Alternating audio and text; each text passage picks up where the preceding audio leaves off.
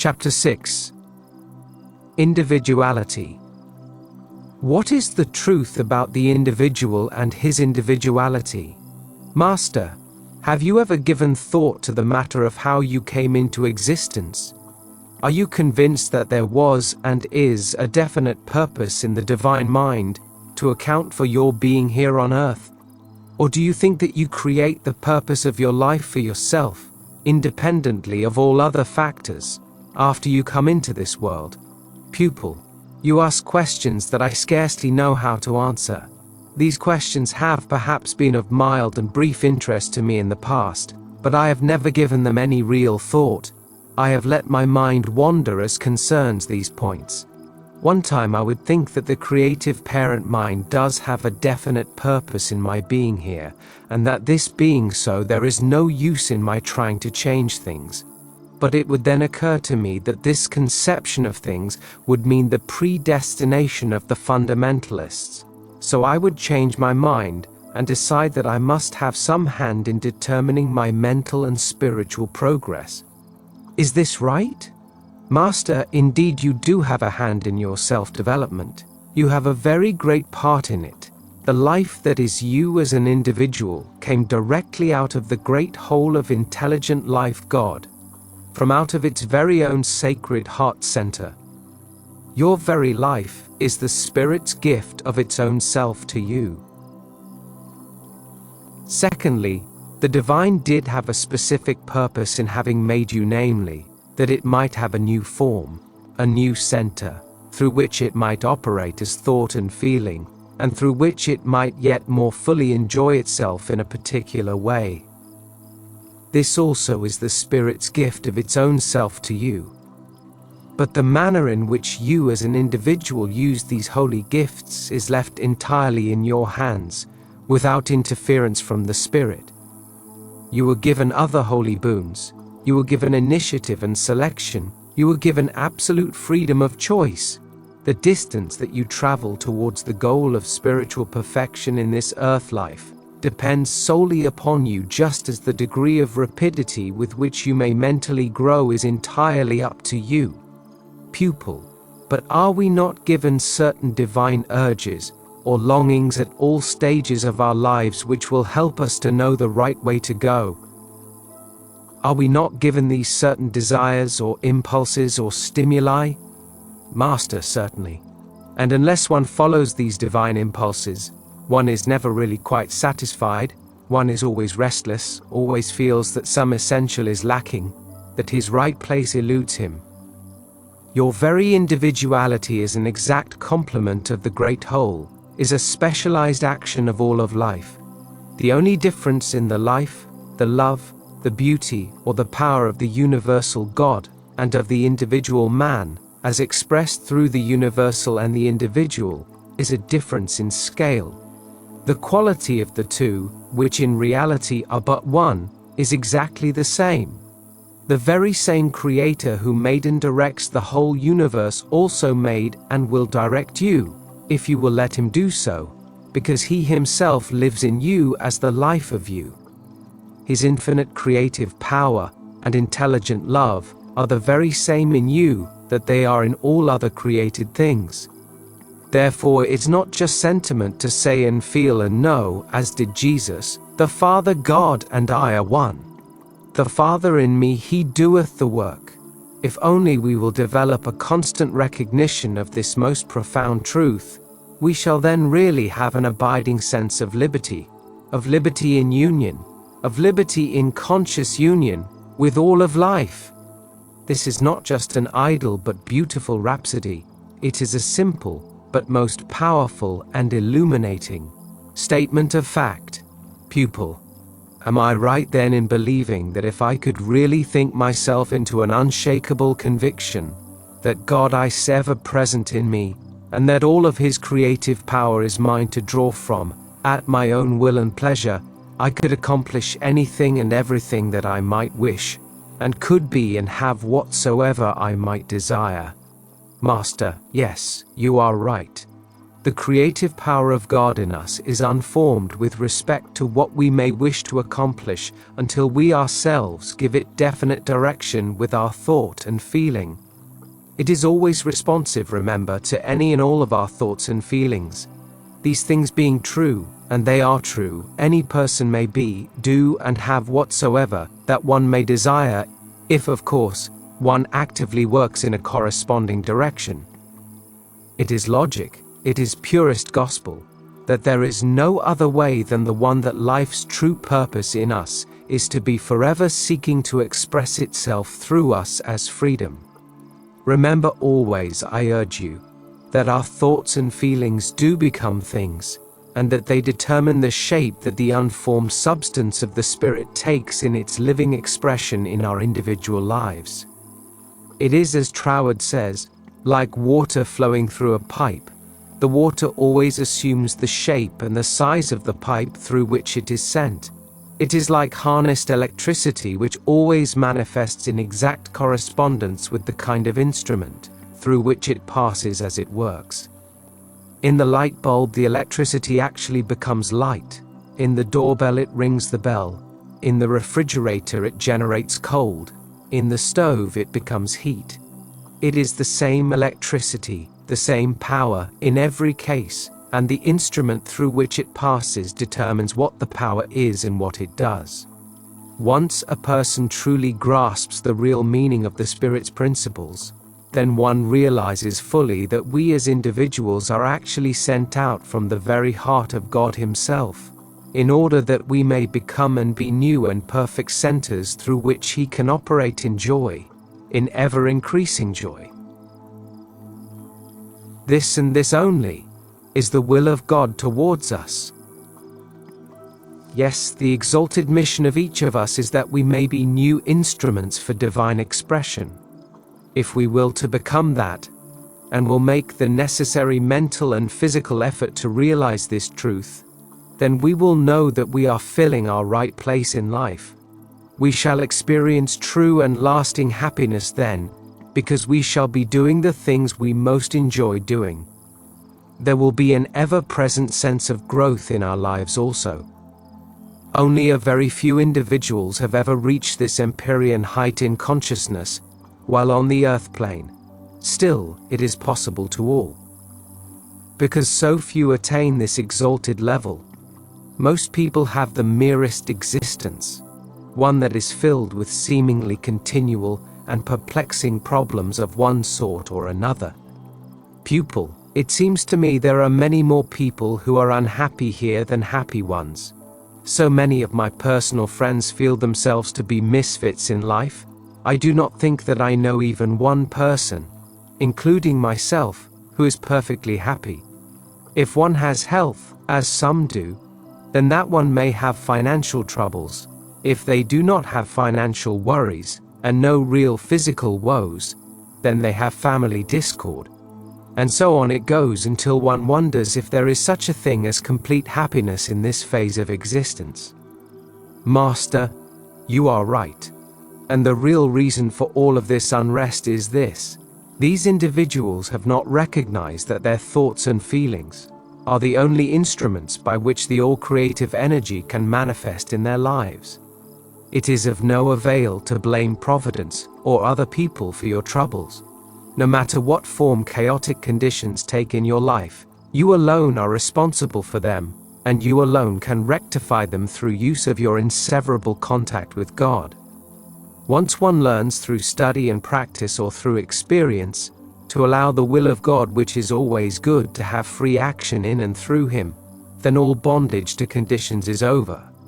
Pupil, at the risk of appearing dull, may I ask yet again just how this can be done by each of us? Master, I have given you the answer a number of times in this book, but it is worth repeating in a little different form, for it is an all-important item. Here is the answer yet again. 1. Mentally go deep within your inmost self, your own divine inmost, and ask yourself, what does God really mean to me? What must the divine nature in me be like? Once you have formed a definite and positive conclusion on these points, try to reproduce this same feeling all through your whole being. Keep trying and you will succeed in doing it. It is worth the effort required, 1,000,000 times over. 3. Do not let yourself be discouraged with this practice if you do not seem to get immediate results. Remember always that Troward says it is the intention that counts. It is the intention which registers on the reproductive disc of creative life.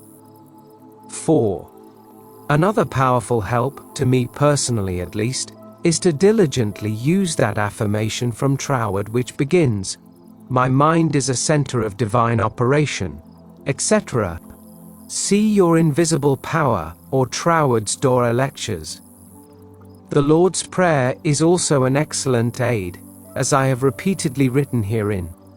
And 5. Try with all of your concentrated purpose to live hourly in the feeling of the affirmation or the prayer. Do not let yourself slip and fall by indulgence in what you may call justifiable impatience, for there is no such thing. Anger, or jealousy, or fear, and all like things, will cause you to slip also, for these things are unlike your idea of God, or of God's thought. Pupil, that is a very tall order. Master, not when you realize constantly that it is the intention that counts. The more you keep your intention right, the less frequently will you slip in your practice of these principles, and soon your whole life shall have been altered until it is like your own conception of God. Pupil, many people who seem to have a very good idea of Christian science, divine science, unity, etc., try very hard for more money, better health, higher social position. Yet they do not seem to get far. Why? Master, whether or not they are conscious of it, they are looking to the outside as the source from which these things shall come to them. But the origin of all good things is within. All good is within your own life stream, and this must be recognized. Our recognition of the within, the spiritual, as the true source of all good things will give them form in the outer or physical world in which we live. Once the contact is made within, and faithfully held, the things will automatically come to pass in the outer. The whole secret is this: we must know exactly who we are, what we are, and why we are. Knowing this, our contact with the source of all good is never interrupted. It is our task to take care of the inner things, and if we do, the outer things shall take care of themselves. Then shall we go forward, and only forward, happily, harmoniously, serenely accomplishing any and all good things that we may wish. Chapter 7. Personal Pointers on Success. Master, no one ever slides into real success without personal effort. It takes all one has to attain unto real success, and to hold it, but by the very same law each person has all it takes. If we are willing to reach out for achievement, and to use all of our faculties to that end, then unqualified, constant success is surely ours. It has been said that Napoleon never blundered into a victory. He always won his battles in his mind before he won them on the field. This is exactly what every successful person does. Pupil, what is the very first step on the high road to success? Master, the very first step is to decide definitely and positively what form of success you want. Henry Ford, for example, wished with all of his heart and soul to make better automobiles cheaper, cars that were within the financial reach of all persons. Thomas Edison wanted to provide various efficient electrical appliances at moderate prices for the convenience and comfort of the world. Jesus the Christ had one outstanding desire ever present in his consciousness: to show the way for every human being to find the Father principle within himself, to show all how to find and know and trust that infinite divine power which really will, and does, protect all, guide all, provide for all. Each of these men had a divine urge that burned within him, an all-consuming passion to do one thing better than it may have been done before. Because they knew exactly what they most wished to do, they did it. Pupil, if one does not know exactly what line of endeavor to pursue, what is a good thing to look for in determining just what is best to do? Master, Here is another most important essential to success. This will give you your cue. The more good a person can do for others with his product, his life, his work, or whatever it may be, the greater success will that person have. No one ever succeeded in any very great degree whose dominant motive was that of personal gain only. If one actually helps others, many others, to live happier, better, more successful lives, one need give little thought to the gain that will accompany the success. For if one does this, the gain to self cannot possibly be withheld. One's chief motive, then, in reaching out for success, is not to see how much he may help himself, but to see how greatly he may help many others. Pupil, these two steps are most helpful to me. But before taking other steps, may I ask just what pitfalls I should look out for most when first I start on the road? Master, here are two of the most common snares, I think. 1. Never yet has success come, and never shall it come, to any person who simply wishes for it. Mere wishes are idle and utterly impotent, unless the wish is great enough to inspire one to immediate action. Yes, action, not wishes, is the big thing. 2. Keeping your mind centered on the big success that you are going to be will never bring it to pass. You must know yourself successful now. So long as one looks upon success as a future requirement, just so long will success be postponed, just so long will its attainment always remain future. From the very start, one must learn to back up the thought with the feeling, the absolute conviction, that I am success now. Pupil, these are splendid too. Now I am ready for another step forward. Master, since you have now firmly resolved to make a business of acquiring true success in accordance with life's immutable laws, you must throw your whole energy into making your mind a center for positive thoughts only, for constructive thoughts only. You are deliberately careful of the words you use. You are deliberately careful of your mental reaction to the words you may hear. For instance, if you hear people talking about a tornado, you should not let your thoughts dwell upon destruction, but rather upon tremendous power positively used.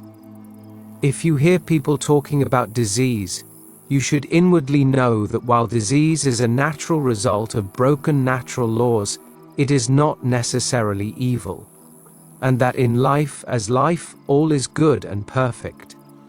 In a word, it will be necessary for you to avoid all detours, even though they may appear easy and short. Pupil, what are some of these detours? How will they be marked? Master, all of them should be marked with lots of red lanterns, for certainly they are dangerous to one seeking success. Here are a few of them which you will recognize as questions that you have asked yourself, just as millions of other truth seekers, and yet they wonder why success always eludes them. Well, why doesn't it come? 2. When will it come? 3. Maybe this is the way it will come. 4.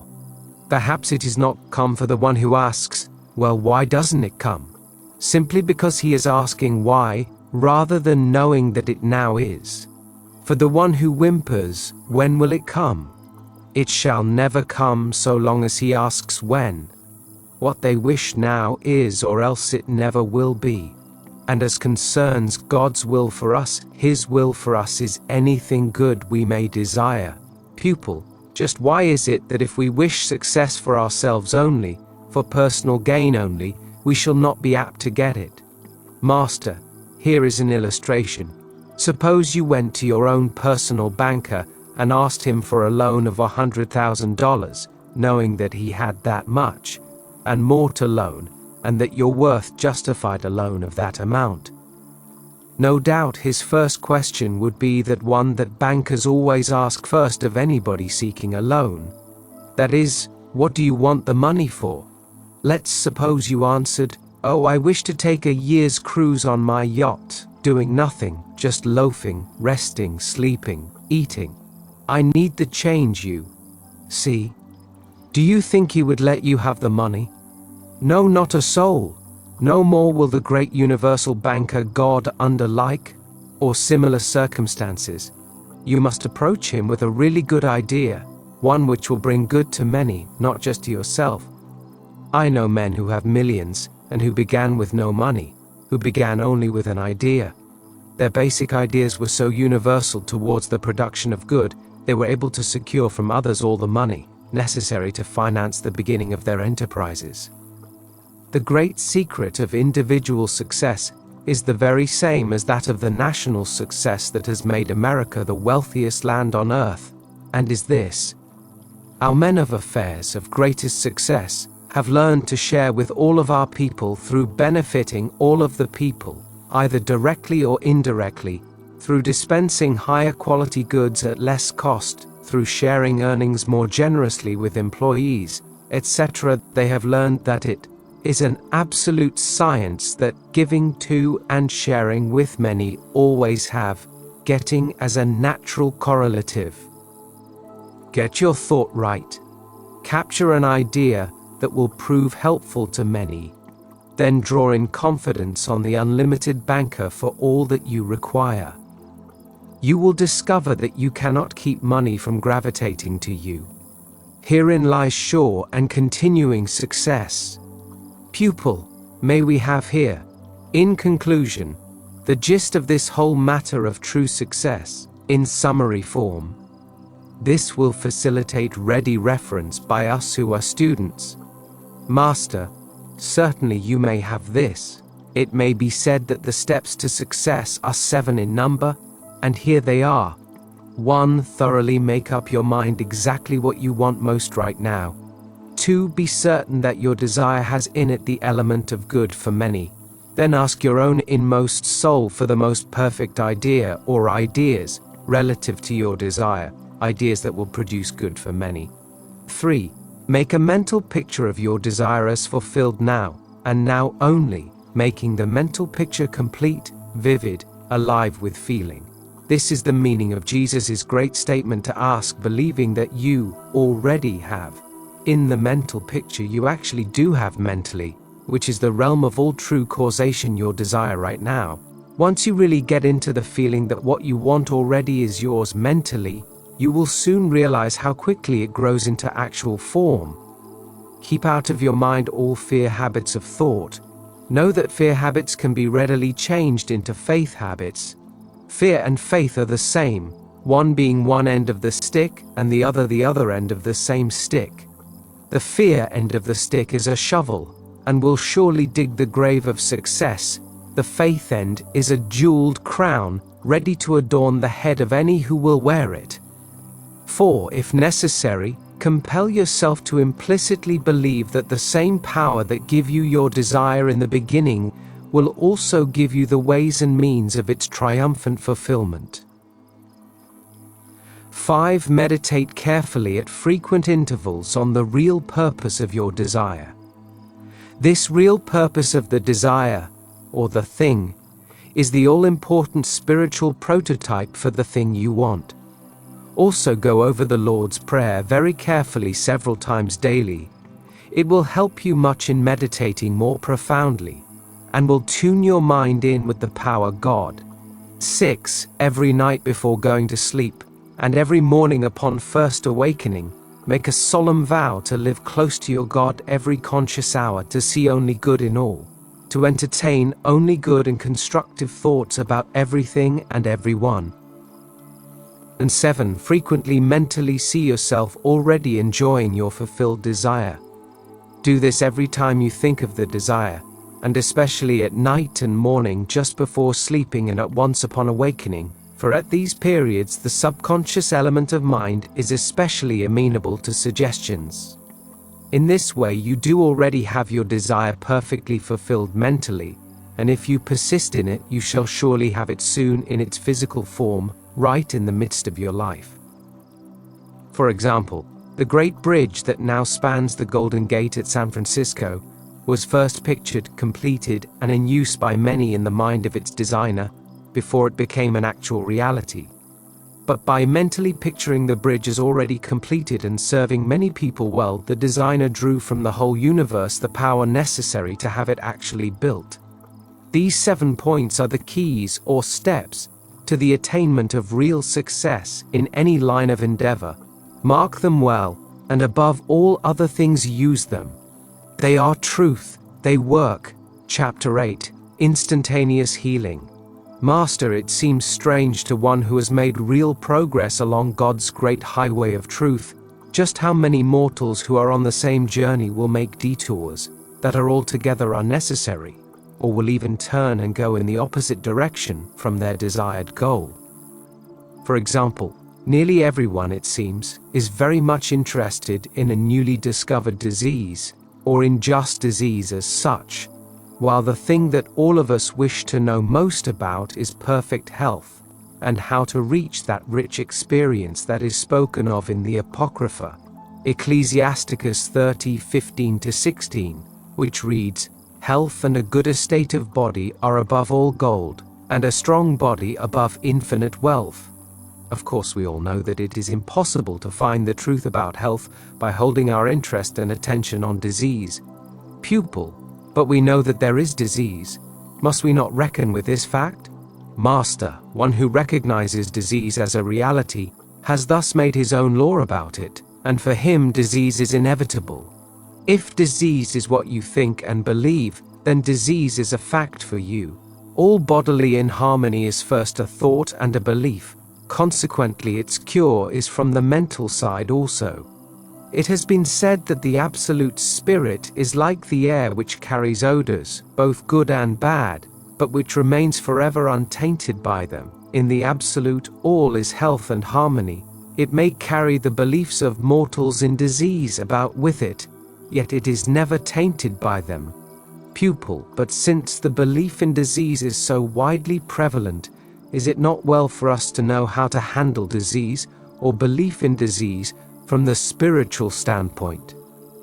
Master, it would be more scientific to know how to handle health, and we shall devote this lesson to healing, to living in conscious harmony with life's laws. We shall start with the fine art of giving an effective spiritual treatment, or mental treatment. There are a number of most important points for the healer or practitioner to always remember and always practice in this respect. Pupil, which point is the most important of them all? Master, that is difficult to answer, since all of them are vitally important, but one of them is this. The practitioner should have firmly fixed in mind the fact that there is but one mind, and but one expression of this one mind, although it fills all space with its numberless manifestations. This awareness removes the line of demarcation between patient and healer. Another vital essential is this: if one hopes to be of any help to a patient, one must not give treatment for disease. That would surely intensify the disease. In giving a spiritual treatment, the practitioner should utterly dismiss all thoughts of disease and of personality from the mind. To hold the thought on disease would mean more disease. Rather, the healer should mentally see life whole, free, at peace and in harmony, through the power of the radiant Christ within. Pupil, but suppose the patient is right there in front of you at the time of the treatment, that he is ill and in great pain. How can the practitioner avoid seeing the ill condition? Master, if one is not sufficiently disciplined in mind to see through, or beyond, the condition, one should not attempt to be a healer, or else such a one should confine his efforts exclusively to absent mental treatments. To see, or to believe in, any condition that a patient may seem to have disarms a practitioner immediately, and renders his efforts impotent in behalf of the patient. Pupil, are the absent mental treatments always just as effective as ones given face to face? Does not the distance of the patient from the source of treatment raise a barrier to the effectiveness of the treatments? Master, a well-trained and experienced practitioner is able to treat just as effectively absently as presently, and there are some who do better work absently. In spirit, there is neither time nor space, and the distance of the patient from the healer makes no difference at all. You see, the first mental step that the practitioner takes is that of clearing his or her mind of the presence of anything except the one God Spirit. Thought is unbelievably fast in its transmission, and can span the earth instantly, and it does not lose any of its power in the transmission. In giving an absent treatment, the healer should be positive that the thought sent forth reaches the recipient now and with infinite power. Pupil, why is it so vitally important to know that the truth for the patient is his now? If he is ill, it does not seem quite reasonable to me that he could be made whole right now. Master, nevertheless, it is either now or never. In the absolute, the only time there is the eternal now. To it there is no past, nor is there any future. To it there is only the present. If the practitioner holds the thought that the patient will be all right, it will always be, will be for the patient, because the healer is postponing the healing until some future time, and there is no future known to the Spirit, as I have said. Did Jesus ever say to any of those who were healed by him, "You will be healed. Arise and go"? No, not ever. Always he spoke to them in the present tense. Always he told them something to this effect: "You are whole. Go in peace." Pupil, just what are the mechanics of giving a mental treatment for one who is present personally with the practitioner? Master, the steps in giving a successful treatment under such circumstances are these. 1. Have the patient relax physically as completely as possible, all over, toes, ankles, knees, spine, shoulders, arms, hands, and even the eyelids, for the eyes should be closed in the silence. The whole body of the patient should be as limp as possible. The greater the physical relaxation you may induce on the part of the patient, the greater his receptivity to the mental treatment will be. 2. Have the patient empty his conscious mind as completely as is possible, trying to think of nothing at all insofar as this can be done. Have him try to make a vacuum of his mind, as it were. This complete relaxation of the conscious mind also induces a much greater receptivity. 3. The healer must completely remove the line of demarcation between the patient and self. There are not two persons present, not really, not patient and practitioner. The two are one, and the establishment of this fact firmly in the mind of the healer is of untold importance.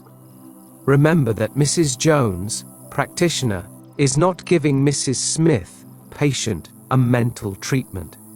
As long as the one treating is aware of any sense of separation or distinction between patient and self, there will be little if any results achieved. 4. Once all sense of separation is really removed from the practitioner's consciousness, the actual treatment is given. The patient is now in a passive or receptive attitude, both mentally and physically. The healer is in an active or generating position. Yet the two are one, the one person being the negative pole, the other the positive, and between them the healing current of life may now freely pass. Into the absolute the practitioner now projects a steady stream of positive, constructive, powerful thought energy, at the beginning of which process the patient's name is either silently or audibly called, in order that the flow of spirit may be given definite direction. The receptive attitude of the patient picks up the flow of power, and so it is made his own. The affirmation the healer uses at the beginning of the silence may be said aloud once or twice, although this is not necessary. Into the bosom of the Spirit, into the fruitful silence, the practitioner thinks and dwells with intense concentration and feeling, yet without any sense of strain whatsoever. Pupil, upon what thought does the healer dwell in the silence? Master, upon the spiritual prototype for the organ that may seem to be diseased, or for the thing or condition that may be desired. This spiritual prototype is yet another thing that is of vital importance: to dwell in thought upon anything physical, anything which has form, is to be on the plane of limitation, of secondary causation, of effect. But to think steadily upon the spiritual prototype is to mentally be in the realm of the absolute, which is the infinite, which is first cause or primary causation, which is the cause itself and not the effect. Pupil, to me this spiritual prototype, important though I am sure it is the hardest thing in all of this study to get hold of mentally, the most difficult point to really understand. May I have some helpful pointers on this matter?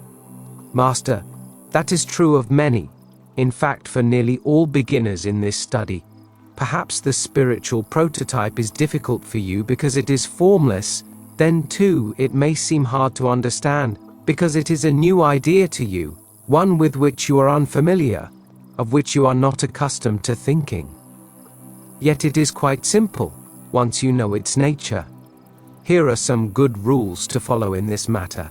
1. The spiritual prototype of anything is the thing itself in its most incipient state, is the actual origin of the thing in the universal mind. 2. To find the spiritual prototype for anything, it is only necessary to determine in your own mind the purpose of the thing, whatever it may be. This is an infallible rule. Suppose, for example, one wished a good automobile and would like to know the spiritual prototype for it. One would mentally ask, exactly what is the purpose of an automobile? What is it for? What does it do? What do I really want with a car? The automobile is, of course, an instrument, a means of progress, of rapid, pleasant, harmonious progress. This being so, then the spiritual prototype for an automobile is progress. At least this is what a car means to me. But in selecting a spiritual prototype for anything, each one should think out for himself just what the purpose of the thing is to you. Chapter 9. Instantaneous Healing. Pupil, will you please give us a few other prototypes and show us how they are arrived at? With still a few more examples to serve as guides, I am sure that I shall then know how to form my own prototypes for any particular thing desired or required. Master, very well, here are a few more. Let us take the head for example, supposing that one had a belief in a violent headache. The head is the house of the brain, and the brain is the instrument of the mind, but in no sense the mind itself. What is the purpose of the mind? It is to know God, the capacity to know God. Can a capacity to know ever really ache or hurt, it being a formless thing? No, it cannot. The spiritual prototype for the head then, as I see it, is the capacity to know God. Now for a minute let us consider the eyes. What is the purpose of the physical eye? It is the instrument of discernment, which is a purely spiritual factor, discernment as such having no form of its own. The capacity of discernment is the spiritual prototype for the eyes, to me. Here are a few other spiritual prototypes for you, and in these that now follow I shall not explain for you just how I arrived at the conclusion. I shall name the particular organ, or part, of the body and the prototype for it as I see it, and give you the benefit of thinking out for yourself just why I have chosen this particular prototype for each specific thing. Teeth, capacity to analyze and dissect God's ideas, and lungs, capacity to know life as life, heart, capacity of love, stomach, capacity of understanding, liver, capacity of faith, kidneys, capacity of purity and cleanliness. The spiritual prototype, please remember always, is the purpose of the thing. Every physical thing has a purpose, consequently it has a spiritual correspondence. By letting your thoughts dwell upon the purpose of any physical organ or thing, you make direct and most powerful contact with the source of all things, with the first cause which projected forth from itself all concentrated things, for as Troward told me, matter is only spirit slowed down to a point of visibility. Pupil, these examples will help me very much, I am sure. But now I am wondering just what is the best way to help ourselves and others Forget human weaknesses, aches and pains, etc. It seems to me that most of us have the habit of dwelling too much in thought upon such negative things. Master, I find that the very best way to get away from negative thoughts and feelings is this: to deliberately train the thought and feeling to travel along the road of our blessings. Our every conscious moment does have a blessing in it, if only one will look carefully for it, recognize it, and be happy because of it. In looking for our blessings, it will help greatly to recall to mind the many joys we have experienced, as well as those we hope to experience. In these ways we are able to forget the negative things of which the human side of us is so prone to accuse us. Pupil, may we have an illustration of this point, please? Something out of your own experience? Master, yes. Here is an actual experience in which I had a part. In Los Angeles several years ago, a lady came to me with the problem of cancer, with which in harmony she had been told that she was grievously afflicted. Her whole attention, it seemed to me, was rigidly held on the limitation the cancerous condition was causing her, or should soon cause her to know. She owned and operated a restaurant, and was doing much of the work herself. Several doctors, she said, had told her there was no cure for her, that the disease had spread until an operation was not to be considered, that she must stay off her feet and spend most of her time, such as remained to her, in bed, etc. This, she said, meant that she must go out of business, of course, and when she did that, she would be in dire want, in fact, an object of charity. With her mind filled with these negative thoughts of illness and lack, which were certain to come unless she could be healed, she came to see me. When I had talked the matter over with her, I asked her to let me think things over for 3 days before giving her my decision about accepting her case for mental treatment. I asked for this delay in order that I might thoroughly check to see how much time I could allot to her, to see if I could arrange for all the time she would require. After 2 days of changing some appointments and postponing some others which were not really urgent, I told the lady to come. My first question to her was this: do you absolutely believe what Jesus told his disciples, as recorded in Mark 10:27, and which reads as follows: "With man it is impossible, but not with God. For with God all things are possible." She assured me positively that she did believe just that, but said that she found her own mind too untrained and chaotic to keep her thought and feeling off what seemed to be the inevitable and hold it on the fact that God I see only power there is, that he is forever present, always amenable to suggestion, eternally responsive and always creative. Hence she wished the help of the Spirit through me. I told her that I should ask her to know with me hourly, continually, that her relation to God is always I am, and that whenever she thought, or said I am, to remember that she was thinking or saying, in reality God I say. I told her also that God created her out of himself, for himself, and that to him, and in him she was forever complete, whole, perfect. God is love, I told her, and I asked her to always try to feel his great love surging through her. I quoted John 4:16-18 to her: God is love, and he that dwelleth in love dwelleth in God and God in him. I also asked her to know that God is life, intelligent, loving, harmonious, creative life, and asked her to hold her conscious thought and feeling on these things. But, she protested, you have not given me any affirmation for my cancer. Did you say my cancer? I asked her with much feeling and emphasis. Do you really want cancer, my dear? Are you determined to have it? If not, then why are you claiming it for your own by saying my cancer? Remember, thoughts are things. Oh no, she exclaimed. I see what you mean. Just listen to me. I must conquer this negative habit of thought. I assured her yet again that she was a divine child, that all of her needs were forever supplied through her recognition of them. I then told her to try to constantly keep in her consciousness thoughts which contain some quality of the following: belief, confidence, conviction, credit, honesty, patience, reliance, sincerity, and other ideas in which there was some of the essence of faith. I stressed the fact that by keeping these things in mind, her thought and feeling would have the essence of faith in them, and that she should soon form the habit of thinking in that way. It was my endeavor to get her to keep her mind off herself and on the things of the Spirit. I knew that if I could get her to do this habitually, God should take care of the rest of the matter. This lady assured me that she would try to do exactly as I had asked, although it seemed more plausible to doubt than to believe that she could be in perfect health again after so much suffering, and the opinions of several doctors that she was doomed.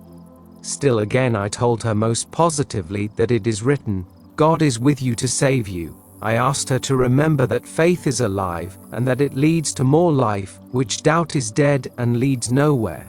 The leading characteristic of faith is that it constantly flows and burns with constantly increasing brightness and expectancy. Faith always travels in the one direction of understanding. Doubt is a blight upon every effort towards truth. This patient came to see me regularly every day for some 2 weeks, and her condition began to improve from the very start. Then she had only absent treatment at frequent intervals, with an occasional visit in person, for another 6 weeks. At the end of 2 months she was entirely free from any evidences of cancer, free in body, in mind, and in affairs. Immediately she began to build up physically, and when I last saw her, some 2 or 3 years after she first came to me, she was in robust health, prospering in business, and sure of her contact with the Spirit. Pupil. This illustration clears up in my mind, when I go back over it point by point, a number of ideas which were very hazy and uncertain to me. Thank you. I do know that doubts make one wretched from morning until night. Master, exactly so, and it would seem that after a while people who indulge in them would learn this fact and make an about face and a forward march in the direction of faith. Faith is a brightly glowing light and lives within us. It has its source in the fountainhead of intuition. Its radiance is seen in the long shafts of splendor that lead one forever upward into the kingdom of the beautiful, the true, and the good. Pupil, if one does not have any faith, how does one get it? Master, one does not get faith. Every soul already has it. It has been yours forever. It is as much a part of you, of your divine being, as is your heart, your lungs, your mind. It is a gift as precious as life itself, and is born of life itself, forever innate in every living soul. It is true that some are less aware of faith than others through having neglected it, through having blighted it with doubts, fears, anxiety, etc., but the quality is still there, and by cultivation it will spring into fullness again. All that is required is this, that you exercise the faith that you already have for just a few weeks. Deliberately look for it, insist on seeing it, persist in using it. Chapter 10. Is desire a divine impulse? Master, is desire a divine impulse? One hears this question asked in as many different forms, it seems, as there are humans. So frequently is it propounded and discussed, it seems to me, that it will be helpful to answer it from Troward's standpoint. After you have studied and meditated upon it from his views, you will arrive at your own satisfactory conclusion. Pupil, I am glad that you have brought this up for us. I have often wished I knew just what God wanted me to do when I have been undecided about some move, perhaps a momentous decision. Master, the only way anyone can fully understand life's law of attraction is through seeing what it does under certain given conditions. In a tree, it is growth. In an animal, it is development. In all of nature, it is evolution.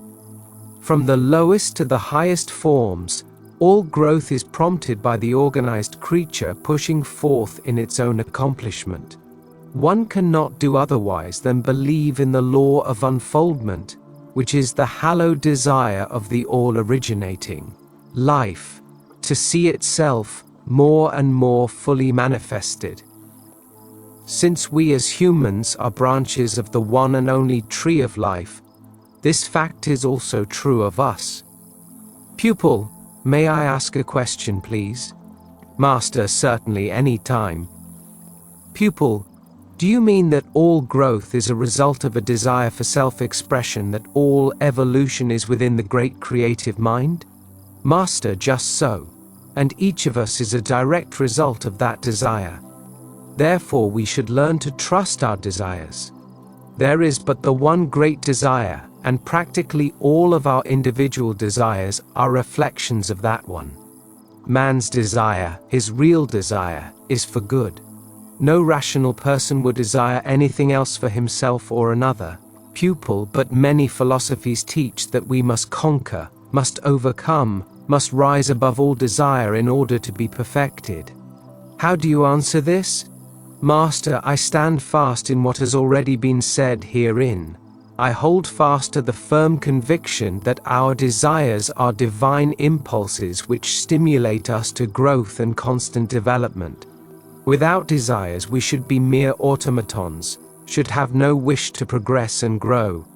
It is impossible for one to crush out all desires without ruining self, spirituality, physically, morally, and mentally. The desires, the longings we have are stimuli, are urges for expression from the holy citadel of God within ourselves. Pupil, is it true then that if we would draw into us any particular benefit, we have only to impress the desire for it firmly upon the subconscious phase of mind and hold it unwaveringly? Should we do this just as an impression of sound is made upon a phonograph disc before being reproduced? Should we do this knowing that said desire is instantly transmitted into the one great creative energy which is always responsive, and that is sure to be manifested in our own physical world? Master, that is just what I mean. Let me give you another illustration. I know a very fine and very wise lady in Los Angeles who, after returning from marketing, found that she had misplaced her car keys, and she had an urgent appointment awaiting her downtown within a little while. She had taken her groceries from the car into the kitchen. After looking around for the keys in every place that she could logically think of, she had still failed to find them. So she told herself, her subconscious phase of mind, I want those car keys.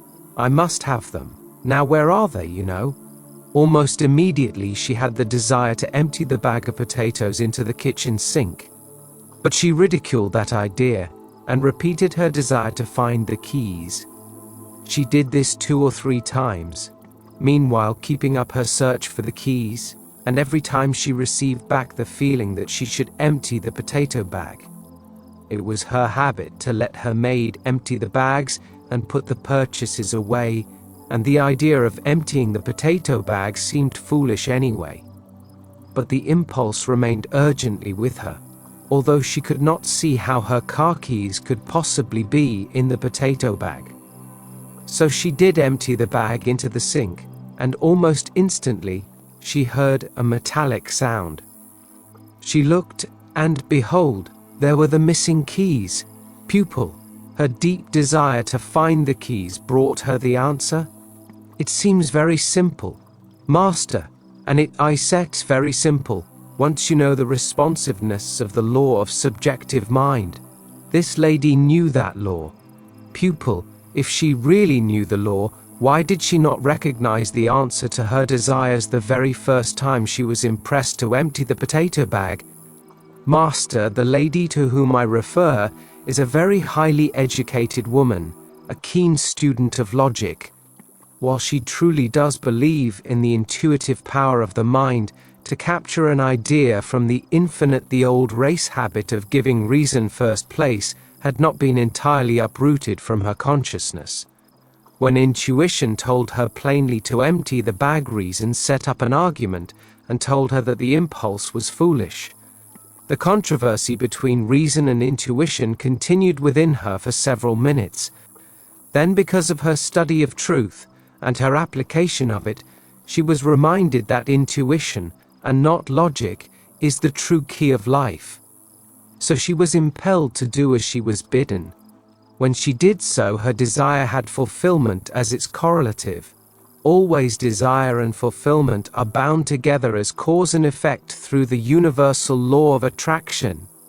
Pupil, it still seems to me that a true student of truth should have thoughts, feelings, and desires so trained in the right direction that logic could not go wrong in its conclusions.